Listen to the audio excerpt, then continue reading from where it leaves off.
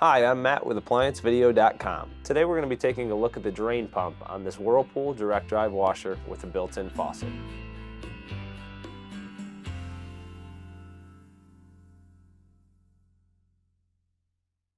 Stop. Before beginning any repair, always be sure to disconnect the power to the appliance. It is also recommended to test the outlet for proper voltage. Remember to also turn off the water. A defective drain pump will typically cause an F9e1 or an F9e2 error code. The common complaint will be that the unit stopped mid-cycle and did not finish the drain and spin and left water in the tub. To begin this repair, we must click on the link below to view this repair video.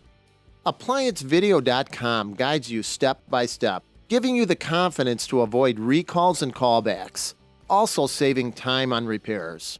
Whether you're up against an uncommon repair or the latest appliance on the market, our videos have been created with you in mind.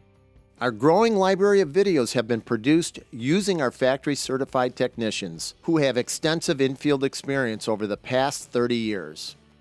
ApplianceVideo.com provides high-quality repair videos that anyone can follow, regardless of their skill level. We are here to help.